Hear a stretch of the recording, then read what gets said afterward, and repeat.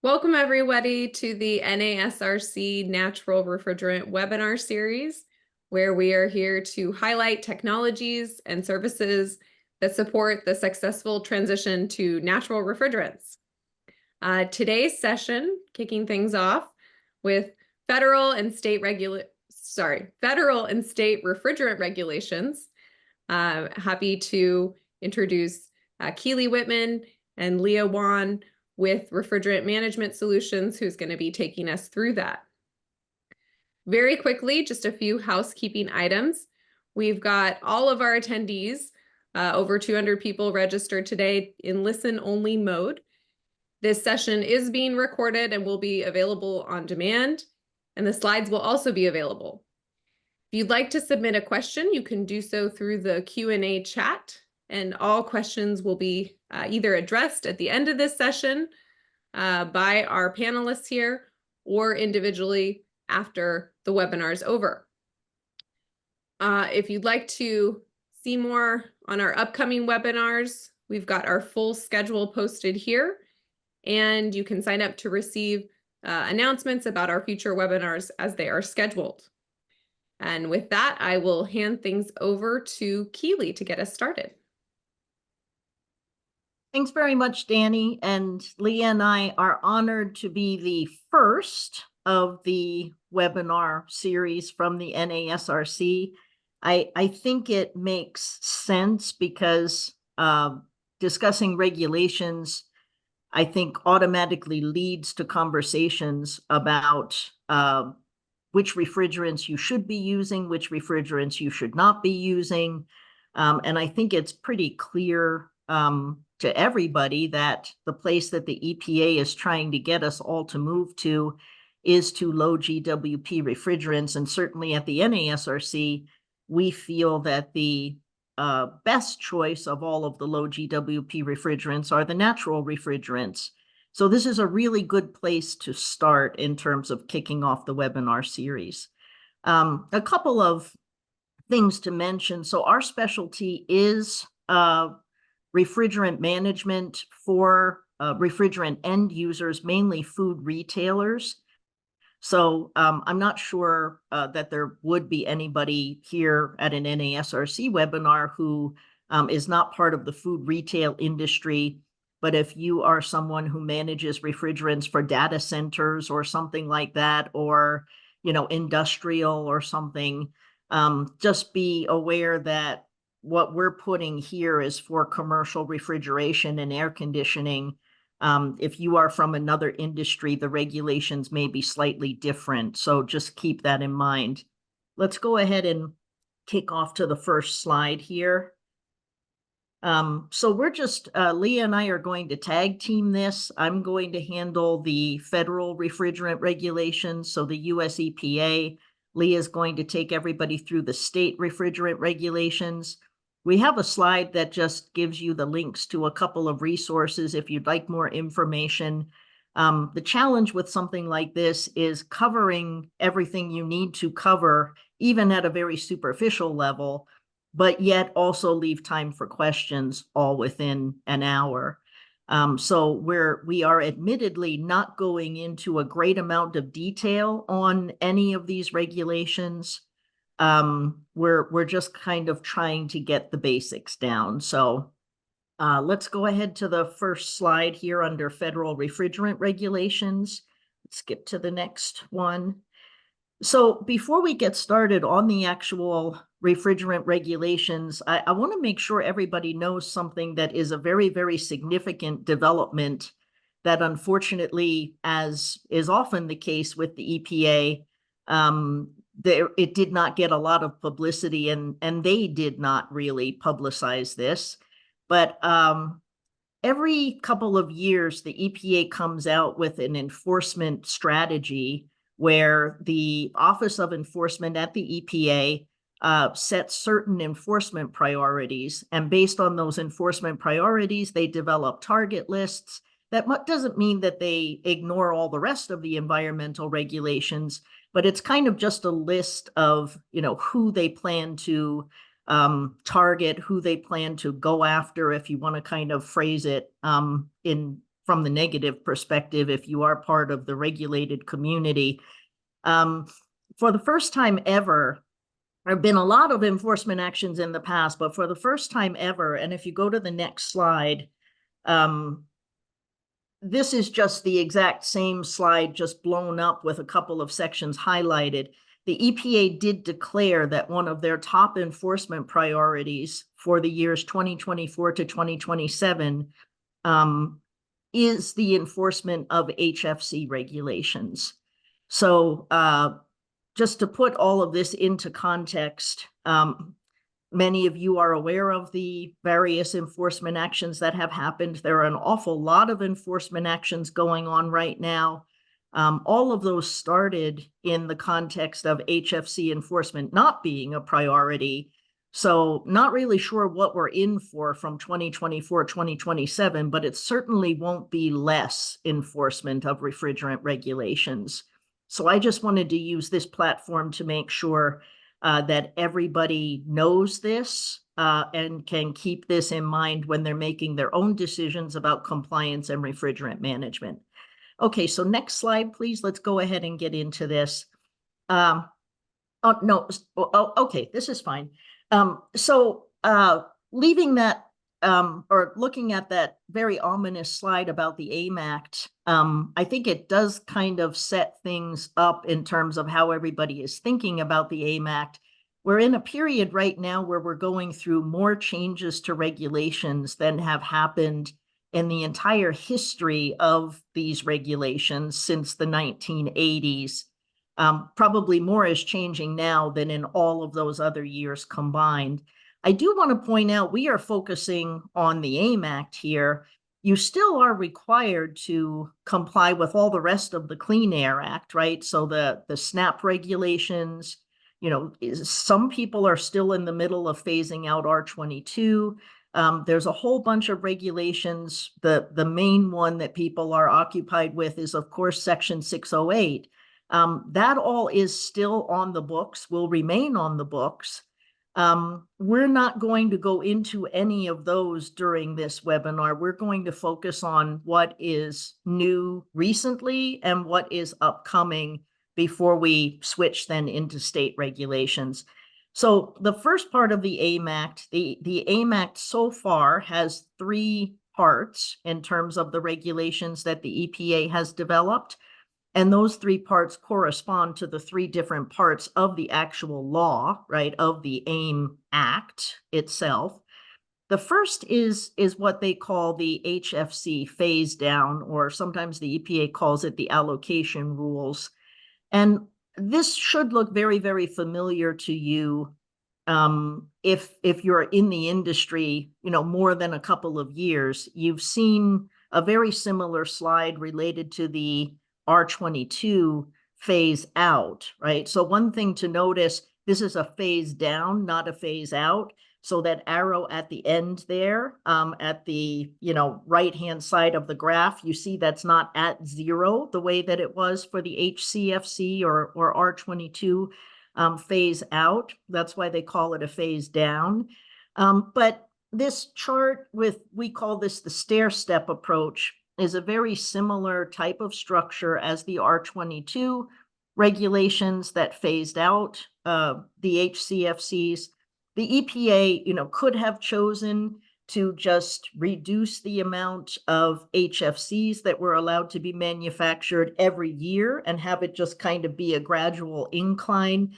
They choose to do the stair-step approach because it gives you a couple years to get ready for the next major drop-off. We are in the middle of what many consider to be the first major drop-off. You see there that in 2024, the various manufacturers of HFCs, their production has been cut by down to 60% of where it used to be. So if we go to the next slide here, there is one big difference in terms of the way that this works that I want to be sure everybody understands. When it came to the R22 phase out, or let's say the HCFC phase out, the pounds that were allowed to be manufactured by all of the different chemical manufacturers, it was pretty much the same amount as R22, right? Because although there were a couple of other HCFCs, certainly for our purposes in the supermarket industry, the main one that we used was R22, and the main one everybody used was R22. So the amount the EPA allowed to be manufactured, or the allocation, you could look at that and pretty much know how much R22 you were going to have available. For HFCs, it works differently. And if you think about it from the perspective of, we don't just have one HFC, right? So we have a lot of HFCs. We have 404, 507, we have 134A, we have 410A. So the EPA had to come up with a way to determine how much of this whole class of refrigerants could be manufactured. And the way that they did it is they took the amount they wanted to allow to be manufactured, and they took I'm just going to kind of call it a conversion method to allow the people who are manufacturing these to decide which of the many HFCs they were going to manufacture. So the best way to explain this, and it's a little bit easier to explain it this way, is to use an example. So the EPA determines how much they want to allow to be manufactured, and then every individual manufacturer gets a certain part of that pie. So let's say you're talking about a chemical manufacturer that has a million of these units that they are allowed to manufacture, and the units are called metric tons of exchange value equivalent, which, just rolls off the tongue. But so I'm just going to call those units. So let's say the chemical manufacturer has a million of those that they're allowed to manufacture. Well, they need to choose which HFCs they're going to manufacture using that million units. Now, because the conversion rate is based on the global warming potential of each refrigerant, and you look here at the example of 404A versus 449A, right? 404A has a much higher global warming potential. So if you wanted to use that entire allocation of a million units to manufacture our 404A, you would be manufacturing about 560,000 pounds of 404A.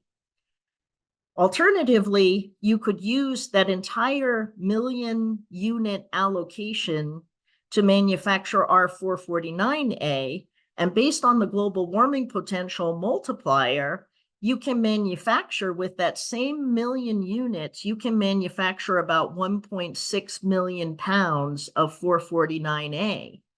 So if you were a chemical manufacturer, they of course are not charity organizations, what would you choose to manufacture, right? You might, of course, nobody has any insight into their profit margins, but because 449 and 448 are patented, you'd have to think that that's a little bit more profitable for them. So if you can manufacture almost 3 times the number of pounds and sell them, and potentially each pound is more profitable, you would think that any business that is operated toward profit would choose to funnel that entire million units into manufacturing 449A. So that is, in fact, what is happening. In fact, one of the major chemical manufacturers came out a couple months ago and announced that they are going to stop manufacturing 404A with their allocation.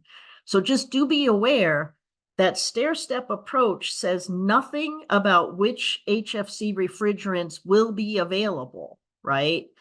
It just says the overall allocation will be cut down to equal 60%, and then, accordingly, the other stair steps. But there's nothing to stop chemical manufacturers from saying tomorrow, we're going to just stop manufacturing everything except these 1 or 2 refrigerants. So no mandate that they drop their production of every HFC equally. They can pick and choose what they manufacture.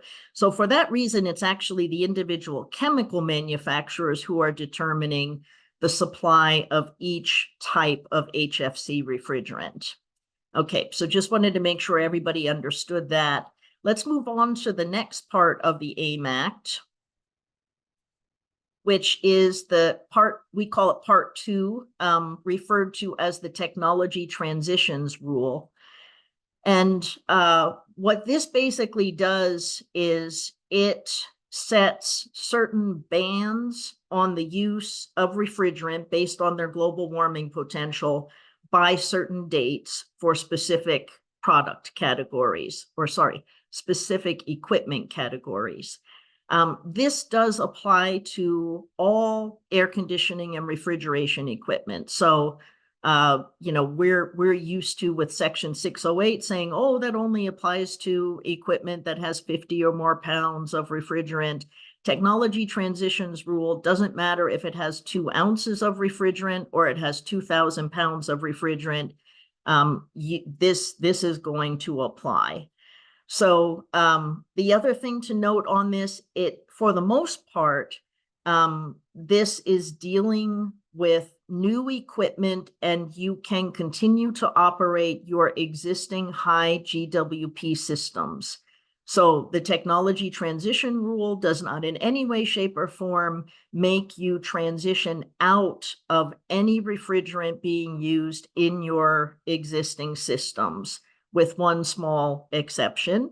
But it is dealing with newly manufactured equipment and newly installed equipment. Okay, so keep that in mind. Now, for many other reasons, right, you may want to transition out of your high GWP systems, but the technology transition rule does not make you do that. There are a couple of new terms that you have to understand related to this. Up until now, in EPA regulations, everything was an appliance, and that's really all you had to worry about, was understanding what an appliance is.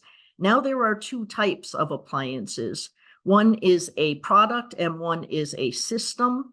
A product is a piece of equipment or an appliance that is factory assembled and factory charged. A system is a type of air conditioning refrigeration appliance that is field assembled, field installed. Field assembled and field charged. Okay, so that's the general guidance.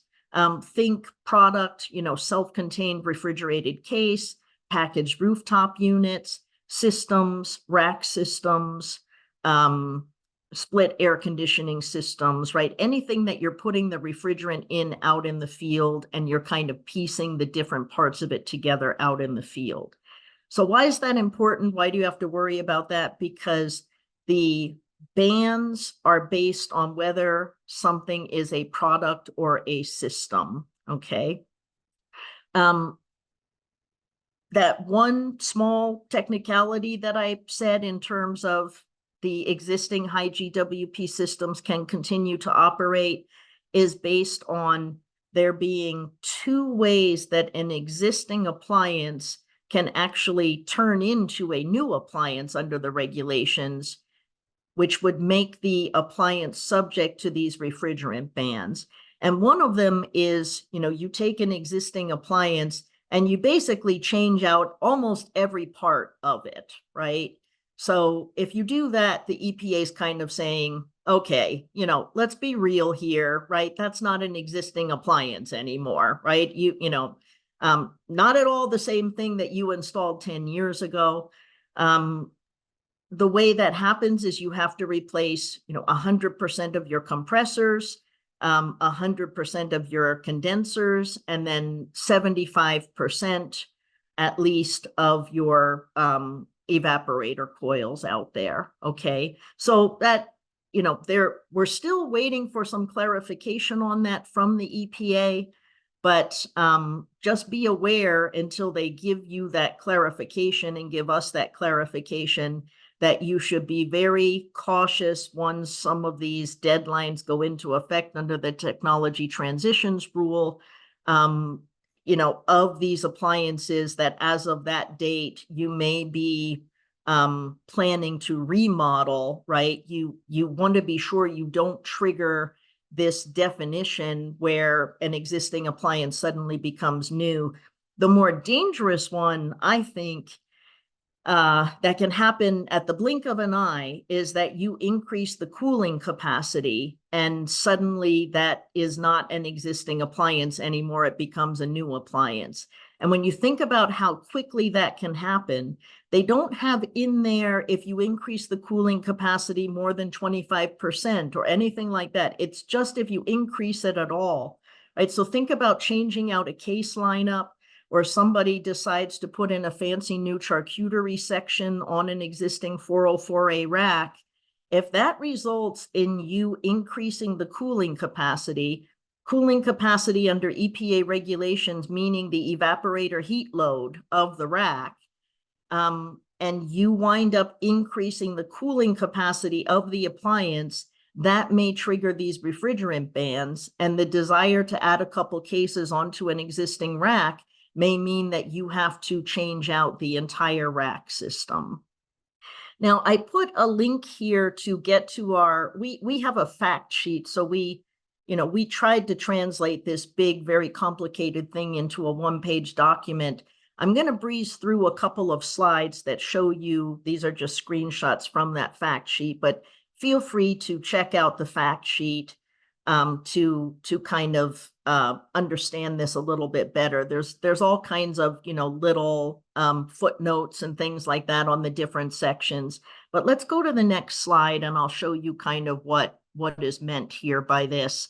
So this is the chart for a product, a refrigeration product, right? And remember, product being functional when it leaves the factory assembled, factory charged. So, what the EPA calls a standalone unit, we call a self-contained unit. So as of this coming January, it's going to be illegal to manufacture these units with any refrigerant that has a GWP equal or greater than 150.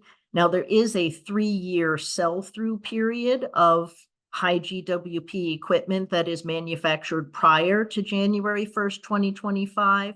Let's go to the next slide. This is your refrigeration systems chart. So you see there, it's got different GWP limits based on the type of system it is. It's got different compliance dates, but note here, the compliance date is based on the date of installation, with installation meaning that the entire appliance is installed and properly charged, brought up to normal operating conditions. Okay, so it doesn't just mean that you have like half of the circuits up on a rack system. The deadline is the date that everything needs to be installed by. And if you think about it, that makes sense, right? Because something that you are installing out in the field, if the EPA wanted to have a manufacture date be the ban date or the compliance date, which component would be, you're putting together all these components, right? So which date, right? Which date of which component would they even use? It makes no sense. So they had to use installation date as the compliance date for these systems that are installed out in the field. So this is refrigeration systems. Next slide, please. This is for air conditioning. This is your packaged units, right? Your air conditioning products. Next slide is your air conditioning systems. And again, these are just screenshots from the fact sheet. So if you want to, take a look at this and read all the footnotes and all of that kind of stuff and all the changes, go ahead and check out the fact sheet. I'm not going to go into each one in great detail here. Let's go on to the next slide. Okay, so part 3 of the AIM Act is the only part of the regulations that are out there that is still just a proposed regulation. So the phase down regulation is final, written in stone. Technology transition regulations, final, written in stone. They may come out with more of them, right, about different appliance categories, equipment categories, but what's out there now, final, written in stone. This part 3 is still a proposal. We're expecting the final regulation any day now. The EPA promised summer, and there's only a couple weeks left in the summer. I'm assuming they are trying to get this out as fast as they can for multiple reasons. So, you never know. While we're on this webinar, you guys might receive an email from the EPA that the regulation was final. But for now, we can only go by what the proposed regulation says. And for the most part, the emissions reduction and reclamation regulation, the ERR, we call it, because that's a mouthful, that is very consistent with the requirements that were under Section 608 for the refrigerants that harm the ozone layer, like R22. So, leak repair thresholds and deadlines and mandatory leak inspections and the annual reporting you have to do under the chronically leaking appliance rule, the mandatory record keeping, very, very consistent. A couple of small changes here or there, mostly clarifications, but, just kind of more of the same, except now it's going to apply to all of your refrigerants except your natural refrigerants, right? The ones that are exempt. A couple of main differences that I want to focus on here. Number one, we're a little bit unsure. The EPA was very, very unclear. There were a couple of statements that made it sound like this might not apply to light commercial air conditioning, which all air conditioning in supermarkets is considered light commercial. Even air conditioning rack systems are considered light commercial. So we need some clarification on that. Big difference is that the EPA is proposing to drop the regulatory threshold down to 15 or more pounds for appliances in the future that fall under the ERR. Now, why is that a big change? Because since the beginning of the regulations, the EPA has held this 50-pound threshold. State regulations, for the most part, are some form of the 50-pound threshold. There are small differences, but dropping down to 15, there's an awful lot of people out there with a lot of equipment and a lot of facilities that is not currently in their record keeping system. So this is going to mean a scramble out there to get all of that small equipment into your record keeping system in time for when that goes into effect, if that is in the final regulation. The next thing that is a big change, and, I'm a little, suspicious about whether this is going to be in the final regulation in the form that it was proposed. But in the proposed regulation, the EPA has the mandatory use of reclaimed refrigerant for servicing HFC systems starting January 1st, 2028. That's not very far away. So if you're only going to be able to use reclaimed refrigerant to service your existing systems out there, that's why I said that potentially for other reasons, you might want to think about transitioning out of using some of those high GWP HFCs as opposed to the technology transitions rule. We don't know whether this will be in the final and whether it will be in the final in the way it was proposed. I personally don't see how in the world that will not bring the industry to a standstill. Lots of people commented on that. I'm hoping the EPA changes the way that they propose this to happen, but that is one of the really, really big differences that was in the proposal. And the other big difference is the EPA proposed a very all I can think of is to say sophisticated, but I'm not actually sure it is sophisticated, a complicated cylinder tracking system. And what that will require is that through the entire supply chain, you're going to have to register in a database, and you're going to have to log the handling of all cylinders in the future. Also very, very controversial. Lots of people threatening to sue if the EPA keeps that in the final regulation. So we'll see what happens with that. So that's an overview of the Emissions Reduction and Reclamation Act still proposed. Next slide, please. Yeah, I believe I'm going to hand over to Leah now here. She's going to take you through the state refrigerant regulations. Also, very high level overview. Perfect. Thanks, Keely. Next slide, please. We're going to start off with California and their refrigerant management program. Hopefully all of you are aware of the refrigerant management program. It's been around, I believe it started in 2011. So it's been around for quite a long time. For the most part, this regulation applies to refrigeration systems with a charge size of more than 50 pounds that use a high GWP refrigerant. And so California right now is saying high GWP refrigerant is a refrigerant with a GWP of 150 or more. As part of this, there's requirements to do mandatory periodic leak inspections, and also over to the right of that table listed off some scenarios when full appliance leak inspections are also required in addition to the periodic leak inspections. One thing to note, I put on here for the frequency of these what the regulatory text says. However, CARB's website, their guidance for what every 3 months means to them is once every 90 days or less. So it's really important to understand what those time frames are. There is also a requirement to install an automatic leak detection system on those appliances with a charge size of 2,000 pounds or more. Additionally, there's leak repair requirements. So to simplify things, your leaks have to be repaired within 14 days, including initial and follow-up verification tests. If your leaks can't be repaired, then you have to either retrofit or retire the appliance within 6 months. Additionally, they have for all of the facilities that have a regulated appliance, there are registration and annual reporting requirements. So if you have an appliance with a charge size of 200 pounds or greater, you're required to submit an annual report.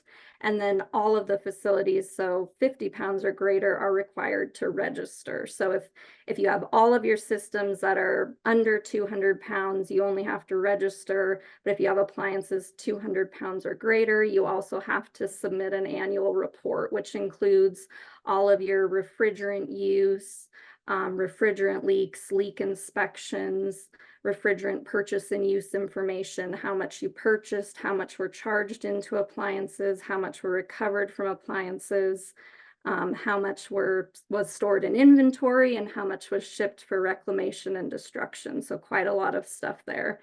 One of the key things that I wanted to mention, because it is newer and it's part of something California introduced as part of their HFC reduction measures, but by January 1st of 2022, your appliances with a charge size greater than 50 pounds that are using a refrigerant with a GWP of less than 150, if you're a retail food facility, so any of the supermarkets, grocery stores, you are required to register those lower GWP systems in the R3. So as of January 1st, 2022, you're required to put all of your like CO2 systems, as an example, with a charge size over 50 pounds into the R3. And we'll get into here in a little bit why they're having you to do that. Next slide, please. So similar, well, to a degree of what the EPA is doing, California also has restrictions on what refrigerants you can use in certain appliances. I focused here on refrigeration. We haven't included anything for HVAC, but just know there are HVAC and other end uses out there as well where there are some different requirements. Similarly to the EPA, for the most part, this would apply to new appliances. However, there are scenarios where you can have an existing appliance that is going to have it be considered new. And so these refrigerant prohibitions are kicked in. One thing that California did, so they defined new facilities and new equipment separately.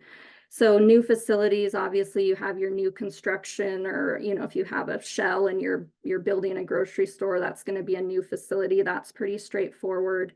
But similarly, if you are replacing 100% of the condensers, 100% of the compressors, and 75% of the evaporators by count, and that's for all of your refrigeration systems. You then, for the systems you're installing that have a charge size greater than 50 pounds, you have to use a refrigerant with a GWP, you know, less than 150. And that was as of January 1st, 2022. So if you're doing a major remodel, you're getting rid of all your existing or replacing a majority of your existing, you're going to have to use a low GWP refrigerant. If you're only, let's say, you know, making some, we'll call them minor changes to an existing appliance, this new refrigeration equipment actually kicks in. And it's important here to pay attention to kind of some of the differences. So for these, you know, if you have an existing R404A system, if you are going to increase the nominal compressor capacity of that appliance, or if you're undergoing cumulative replacements over a 3-year time period, you're no longer allowed to use 404A in that appliance, and you have to retrofit to a different type of refrigerant.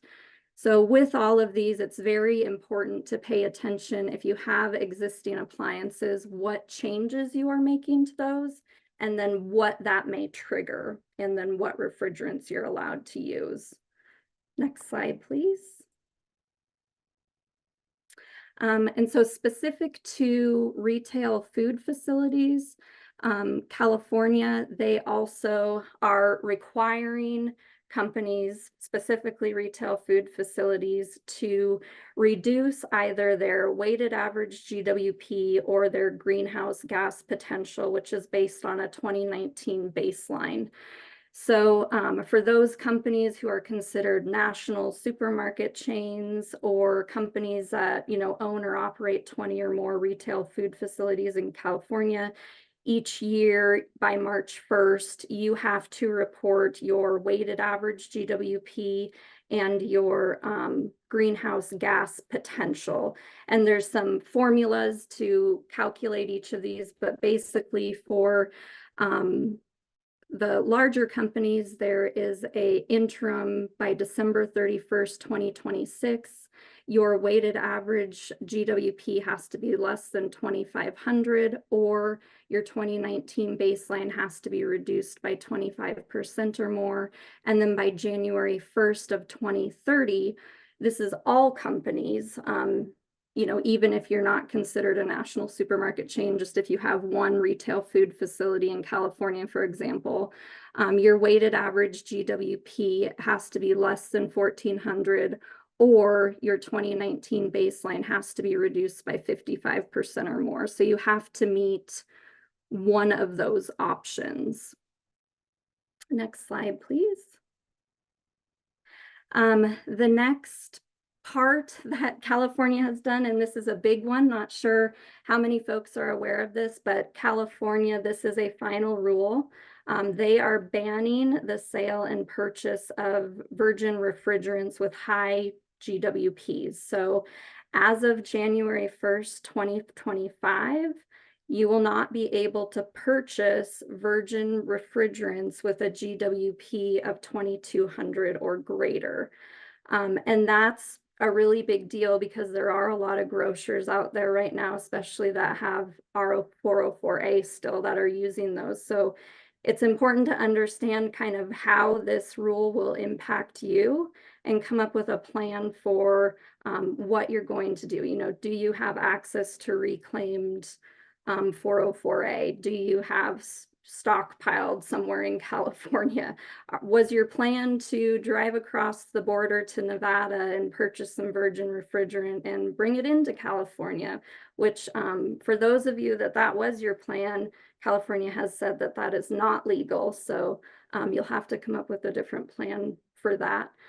But there's some also, just for some additional information, there's some links here. Keely did a couple of blogs kind of exploring more what this means for retail end users and the different considerations that they should be looking at. So the virgin refrigerants with a GWP of 1500 or greater, that is going into effect January 1st, 2030. And then the 750 you can see over here, that's going to go into effect January 1st, 2033. So not too long from now. Next slide, please. Washington, this is one of the states that has newer regulations. Their regulations were finalized in November of last year and took effect January 1st. So this regulation is applying to both refrigeration and air conditioning with a full charge greater than or equal to 50 pounds of a high GWP refrigerant, again being a GWP of 150 or more. With this program, they are phasing in the requirements for them. So I focused on this slide on what is currently required, and just know that for other sized appliances, additional requirements for them are being phased in. So this is not all that is going to be required. So right now, the requirements for all appliances with the charge size of 50 pounds or more, you have to maintain your records, and those have to be maintained for a minimum of 5 years. And that's going to be for all servicing on your appliances, refrigerant use, leaks, leak inspection, opening the circuit, all of that. You have to keep all of your records. Also, you have to repair all of your leaks within 14 days of detection, again, including the verification tests. If you can't repair a leak, you have to retrofit or retire the appliance. Similar to California, it's a 6-month time frame to do that. And there are some nuances to that and different ways that you can get additional time. But again, to keep things simple, repair all leaks within 14 days. Additionally, for the 1,500 plus pound appliances, so the state of Washington started with those large appliances, and then they're going to be phasing in similar requirements for medium-sized appliances, which are those that have a charge size of 200 pounds to less than 1,500 pounds. And then the final step will be small appliances, which have a charge size of 50 pounds to less than 200 pounds. But so currently, we're just talking about your 1,500 pound appliances or greater.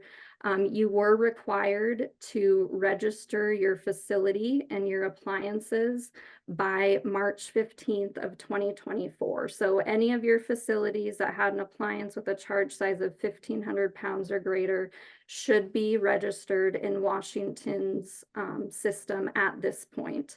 And when you registered that facility, they were requiring you to register all regulated appliances. So everything with a charge size of 50 pounds or more for that specific facility. There is also a requirement to install an automatic leak detection system on the large refrigeration system. So those that have the charge size of 1,500 pounds or more, those are required to be installed by January 1st of 2025. Again, there is an exception to that. If you're planning on replacing that appliance, I think it's by 2027, and you maintain certain records, you don't have to install an ALDS at this time. Also, monthly whole appliance leak inspections. Those have to be done on all the large appliances. Even if you install an automatic leak detection system, it's important to note that the portions of the appliances that are not being monitored by the ALDS still have to be inspected. So unless your automatic leak detection system monitors the appliance in its entirety, you have to continue doing monthly leak inspections.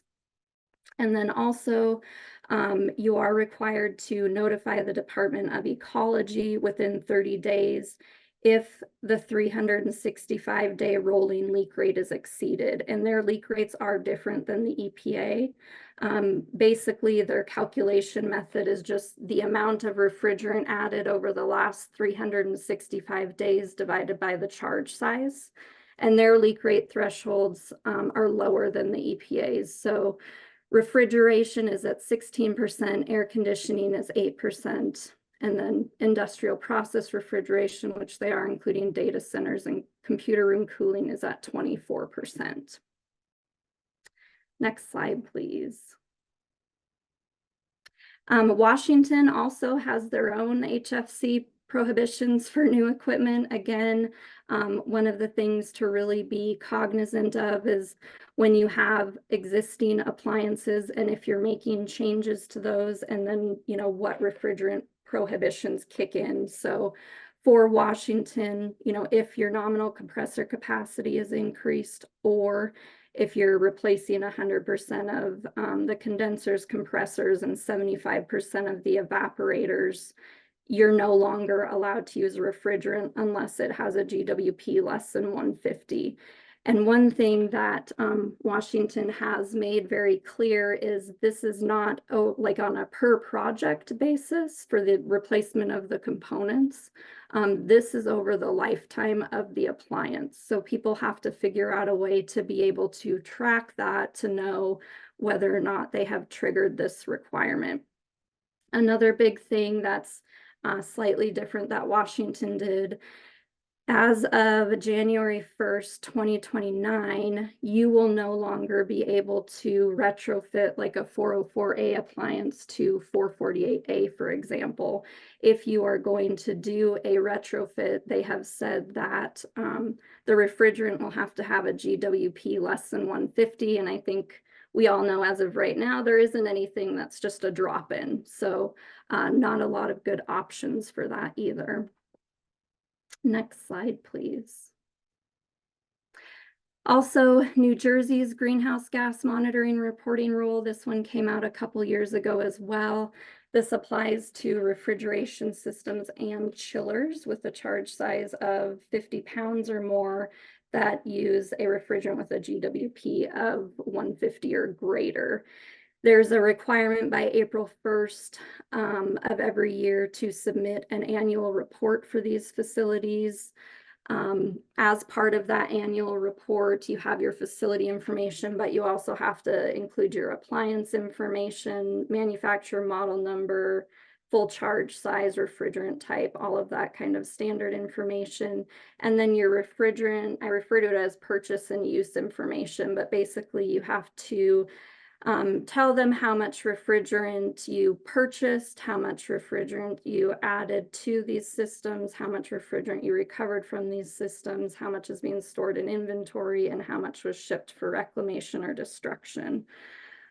As part of this, so right now they don't have any requirements in regard to, you know, you have to repair your leaks within a certain number of days, or you have to do leak inspections every 3 months. They don't have anything like that right now, but they do require you to maintain records of all service and leak repair, anything done on the appliance. You are required to maintain that documentation and keep it for 5 years.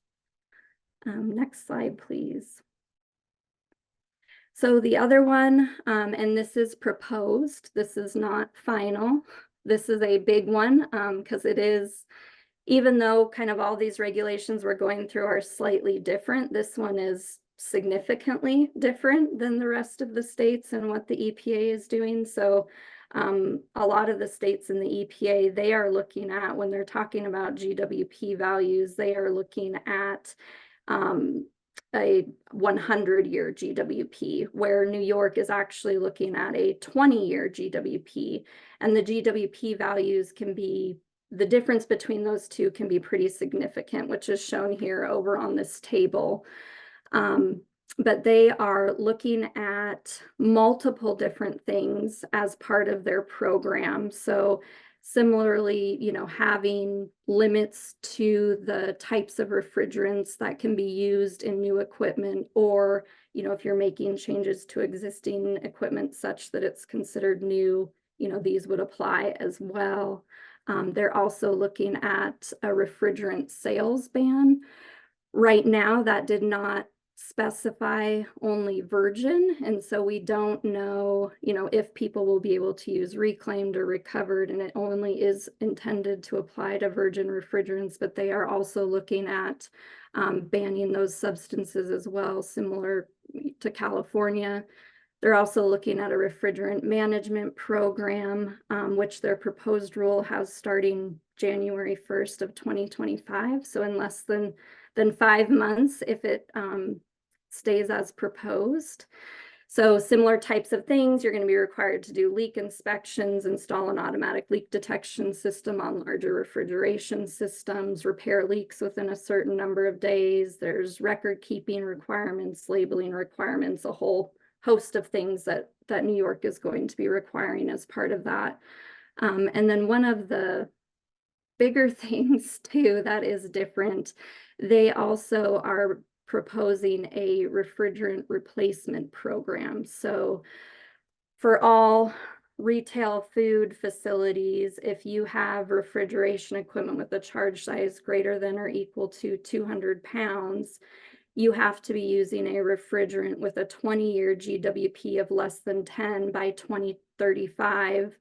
They do have some other options, where they're looking at either, for those systems, you have to have a less than 1% leak rate, or you have to have comparable annual emissions. But I mean, really kind of driving the push towards CO2 or natural refrigerants in those areas. So right now, I saw recently that some retailers got together and were asking for some of these requirements to be delayed. I haven't heard an update yet on when they're going to come out with their final rule, but if they're keeping it like it is and things, they still are intending for things to start January 1st of 2025, we could be seeing this at any point as well. So more to come on that. Lots of parts and pieces moving there. Next slide. And Keely mentioned during the beginning of our presentation, so we have a lot of different resources out there. RMS, we put together some one-pagers and just different fact sheets and kind of put them in one place. NASRC Refrigerant Transition Hub, they are a fantastic resource for all the different regulatory movement. I use that all the time as well. There's also the EPA's Green Chill Partnership, and we have a supermarket refrigeration management LinkedIn group that we try to consistently post updates to, so folks can stay in the know. Last slide. Awesome. And this is our contact information. Apologize, we didn't leave much time for questions, but as you think of anything, if anything comes up, please don't hesitate to reach out to us. Really appreciate the NASRC reaching out to us and allowing us to kind of present all of this information to you guys. And I'll hand it back over to you, Danny. Great. Thank you both so much. And we do have a couple of questions I think we can get to. One really quick, will the slides be shared after the webinar? Yes, there will be both a recording and a copy of the slides, a PDF of the slides available on our website, and we'll send out the link to that. Question for you, Keely. When you were talking about the technology transition and the definition of new system, the replacing the 75% of evaporators, 100% of compressors, condensers, etc. Will this trigger, or sorry, the question is this for sites replacing these all at one time, or would it be the cumulative replacement from a particular date? What are the specifics? So that's that part. Remember when I said there are a couple of things that are still very unclear from the EPA, and we're waiting for them to come out and tell us what they actually mean? That's the main one. So I asked when the EPA had a webinar explaining the technology transition rule, I asked them this question, and it was as if they had never even contemplated it. So they are trying to figure that out. So if you noticed in Leah's presentation, the state of Washington considers it to be the entire lifespan of the appliance. The state of California considers it to be on a project basis. We do not have an answer from the EPA yet to where they come out on this. I personally, if you're going to do it on a project basis, you might as well not have it, because all you would have to do is take whatever you're doing and split it into 2 projects on paper, and you could completely avoid the entire thing. So if you want this to actually be a requirement, it only makes sense really to have it be a requirement over the lifespan of the equipment. But that's the way California does it. So, why have it then? But that's of course up to them. So we don't know is the answer Okay. yet. Another question here, what is the definition of light commercial? And does it also cover HVAC equipment? So there's no such thing as light commercial, independent. The term is light commercial air conditioning. So I think that, right, there's no such, there's no like light commercial refrigeration. Light commercial, the term is light commercial air conditioning or light commercial HVAC. So I think that answers both parts of that question. This question, I think, goes to Leah regarding something you said on one of the state regulations. Who determines the 2019 benchmark? So that is calculated in CARB's R3 system based on all of the appliances that you had in place in 2019.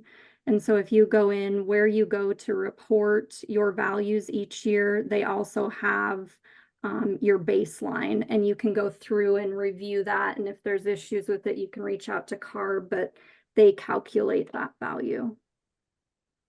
Also for California, generally speaking, are the regulations for food retail the same for wholesale distribution facilities? So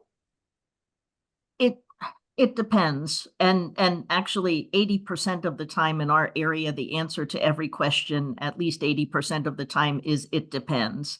So it depends what you mean under wholesale distribution facilities. It depends what type of specific equipment you're talking about under wholesale distribution facilities. So it's without understanding. So there's of course industrial refrigeration. Some distribution facilities, use ammonia industrial systems, right? Some facilities use commercial refrigeration racks. So there are certain things that apply to the type of facility, and there are certain things that apply to the type of equipment. So without knowing exactly what you're asking, I have to stick with it depends. Very happy though, if you have more specifics about your question and want to go over that, please do reach out to us. We're happy to do that. We can understand a little bit more about what exactly you're talking about, and I think we can help you a little bit more than it depends. Great. And then the last question here, can you review the GWP restrictions for HVAC systems such as rooftop package units or split systems that are used in supermarkets and when that goes into effect? Yeah, so if we can go back to those slides, I can't remember off the top of my, if I had to guess, I'd guess slide 12. Oh, which one is it? What number is it? Did I get it right? It's 12. 15. Ah ha ha. Okay. I should play the lottery today. So basically, so remember, right, there's now systems and products. So you ask for the GWP restrictions for HVAC systems. So that would actually be the next slide. So I wasn't right. There we go. So these are the systems, right? So this would be something that is field assembled and field charged. And I think this is actually what you are asking, Rob, Arthur. Been a while. So this used to be, that very first date used to be 1/1/2025. a whole bunch of people went back to the EPA and said, listen, we're just trying to figure out kind of how to, purchase things, what we're allowed to purchase. An awful lot of HVAC equipment for new stores, for instance, has already been ordered and it's only going to be delivered towards the end of 2025. We're not sure that we can get that installed delivered in 2024. We're not sure we can get that completely installed by January 1st, 2025. So the EPA did issue a revision of this. And as long as you can prove that all of the components for your HVAC system were manufactured or imported prior to January 1st, 2025, they are giving you an additional year to actually complete the installation of that. Now, think of all the record keeping involved in making sure that you can document that all of your components were manufactured, right? Certainly would be a lot easier to just get it installed by January 1st, 2025, but that is a change. And that might be what you're referring to when you said that you thought that the date was 2025 on that. It did used to be that. If we go back now to slide 12, Danny, this is for the HVAC products. For those, the date is still January 1st, 2025, and that's a manufacturer compliance date. So if you want to use something with a GWP greater than 700, you have to make sure that it was manufactured by the end of this year. Hope that helps. Great. Well, thank you both so much. We appreciate it. And again, this presentation will be recorded or is recorded and available, and the slides posted as well. Yeah, thank you. Thanks for having us. And again, we're honored to be the kickoff of the whole webinar series. So thanks for asking us, and good luck, everybody, in terms of dealing with all of this. We realize it's quite complicated. Hope we were able to clear up one or two things. We may have only achieved that you now have more questions than when we started, but at least hopefully we got you thinking about all of this. So thanks very much. Okay. Thanks, everyone. Bye-bye.